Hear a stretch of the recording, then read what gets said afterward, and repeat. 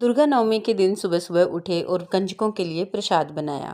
प्रसाद में हलवा, पूरी, खीर, आलू की सब्जी और काले चने बनाए जो कि माता रानी को बहुत पसंद हैं।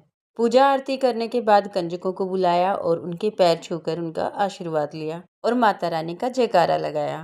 फिर सबसे पहले तो माता रानी को भोग लगाया और ये भोग अगर हम हवन में देते हैं तो कहते हैं कि सीधा माता रानी के पास जाता है। तो मैंने भी कुछ ऐसा ही किया। उसके बाद कंजकों के लिए थाली लगाई।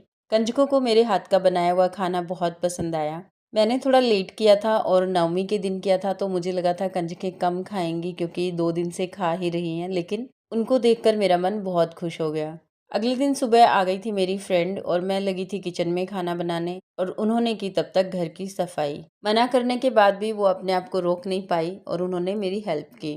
बच्चे भी लगे थे अपने अपने कामों में, कोई खेल रहा था, कोई अंकल की हेल्प करवा रहा था। ये देखो छोटी गुड़िया तो ना अंकल के साथ ही लगी थी और खुश हो रही थी बहुत ज़्यादा और बोल रही थी मुझे भी घास काटना आता है, देखो कैसे काटते हैं, मैं दिखाती हूँ। और बच्चों के साथ ना इतना मन लगा हुआ था और ये भी बहुत खुश था। पता है क्यों? क्योंकि आज इसको कोई काम नहीं करना पड़ रहा था छुट्टी के दिन और इसकी वजह से मेरा सरफ का पैकेट भी नीचे गिर गया था। और ये मेरी फ्रेंड तो इनको लग ही नहीं रहा था कि ये कहीं बाहर आई हैं, ये तो अपना घर समझ के सारा काम कर रही थी।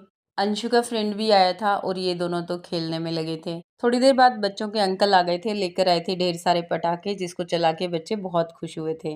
उसके बाद हम चले रावण देखने। छोटा सा रावण तो कई बार कॉलोनी में ही देख लेते हैं, इस बार थोड़ा बड़ा रावण देखने गए थे। और यहाँ पे ये देखो इस लड़की को जो कि रस्सी पे चल रही है इतना रिस्क लेकर। एक बार तो बेचारी गिर भी गई थी, लेकिन वही है ना, पापी पेट पता नहीं क्या क्या करवा देता है। और यहाँ ये बैठी थी सीता माँ, राम जी, हनुमान जी, लक्ष्मण जी, सारे जितने भी कलाकार थे सब यहाँ बैठे हुए थे। हमने इनको बड़े ही पास से देखा, बहुत सुंदर लग रहे थे सब।